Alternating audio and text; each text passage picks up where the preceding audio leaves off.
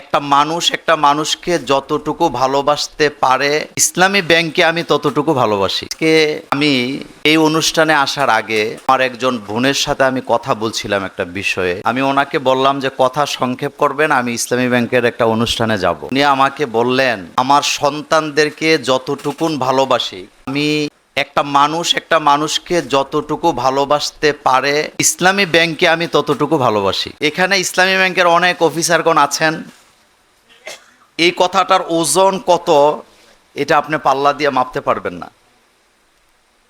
সে তার সন্তানদেরকে যতটুকু ভালোবাসে ইসলামী ব্যাংকে ততটুকুন ভালোবাসেন। তার কারণ কি? এই কারণ হিসাবে আমি প্রথম যেই বিষয়টা আবিষ্কার করেছি সেটা হলো আস্থার একটা জায়গা। মানুষের আস্থার জায়গা হচ্ছে ইসলামী ব্যাংক। আজকে আমি যেই শাখার যেই রুমে দাঁড়িয়ে বক্তব্য দিচ্ছি, এই জায়গাতে একটা অনুষ্ঠানে আমি আসছিলাম মেহমান হিসাবে। তখন আমাদের সাক্কু ভাই মেয়র ছিলেন। সাক্কু ভাই আমাকে কানে কানে বলতেছে যে মোল্লা ভাই, আপনি আমার সাথে কোনো কথা বললেন না, কারণ এই যে ক্যামেরাগুলো দাঁড়ায় আছে এর আগামী দিন রিপোর্ট করবে যে আমি জামাতের হুজুরের সাথে প্রোগ্রাম করছি, কিন্তু আমি আপনাকে ভালোবাসি। এই জায়গায় বসে এই কথাটা উনি বলেছেন।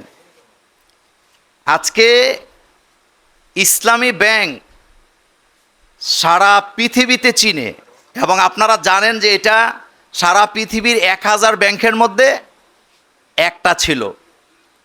স্বৈরাচার সরকার যতগুলা ব্যাংকের লাইসেন্স দিয়ে গেছে সবগুলো এখন আইসিইউতে আছে। এই কথাটা সত্য না মিথ্যা? কষ্টটা যেই জায়গায়, আমি ওই দিনও বলেছিলাম, দুর্বৃত্তরা ঘটতে পারে না, ভাঙতে পারে। ইসলামী ব্যাংক গরিবের টাকা দিয়ে তৈরি হয়েছে, মানুষের আস্থার জায়গায় তৈরি করেছেন। রেমিটেন্স যোদ্ধারা সবচেয়ে নিরাপদ মনে করেন ইসলামী ব্যাংকে। সেই ব্যাংকটাকে তারা দখল করে নিয়েছিলেন। আমাদের ভাইয়েরা শুধু 2024 সালে এসে এটাকে দখল মুক্ত করেছেন। তো দখল মুক্ত করার পরে কিছু ক্ষত থেকে যায়। আমি যারা আপনারা এখানে অফিসারবৃন্দ আছেন আপনাদেরকে অনুরোধ করব, আমি 2-1টা পরামর্শ আপনাদেরকে দিতে চাই। 1 নম্বর পরামর্শ হলো, ইসলামী ব্যাংকের ঘন্টার পর ঘন্টা যেন গ্রাহকরা টাকা নেওয়ার জন্য দাঁড়ায়া থাকতে না হয়। এটা করার জন্য যা করার দরকার আপনারা করবেন, কারণ এটা মানুষের আস্থার জায়গা, এখানে লোকজন বেশি আসে। সেজন্যে কুইক সার্ভিস যেটাকে বলা হয়, লোকজন আসবে দ্রুত যেন তার টাকা নিয়ে চলে যেতে পারে, সেই ব্যবস্থা করবেন। আরেকটা অনুরোধ আমি করব, যেটা আমরা কয়েকজন হয়তো পাইতাম ইসলামী ব্যাংকের কাছ থেকে বিভিন্ন ধরনের উপটোকন, অথবা আমরা কি বলে ক্যালেন্ডার পাইতাম, কিন্তু আজকে দেখেন এখানে বাছাই করা ইমাম এবং খতিবরা আছে। আগামী বছর এই কুমিল্লার মহানগরী থেকে শুরু করে সকল খতিবদের রুমে, ইমামদের রুমে যেন ইসলামী ব্যাংকের ক্যালেন্ডার ঝুলানো থাকে। যারা ইসলামী ব্যাংকে ভালোবাসে না, যারা এটার বিরুদ্ধে বিভিন্ন তোহমত দেয়, তাদেরকে ক্যালেন্ডার দেওয়ার আগে খতিবদেরকে দেন, তাইলে খতিবদের রুমে লোকেরা আসবে, দেখবে ইসলামী ব্যাংকের ক্যালেন্ডারটা ঝুলানো আছে, এটার দ্বারা প্রমাণ হবে এটা জনগণের ব্যাংক। আরেকটি শেষ কথা আমি বলি, সেটি হলো আলেম ওলামাদের ব্যাপারে আপনার আরেকটু সেবাটা কিভাবে বেশি দেওয়া যায়। আমি কিছুদিন আগে কাইম ভাই সহ একটা হসপিটালের প্রোগ্রামে আমরা গিয়েছিলাম।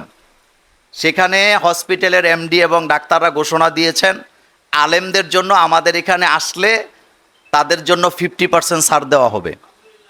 কিন্তু আমি সেখানে যাওয়ার পরে 50% না 100%ই ছাড় দেওয়া হয়েছে।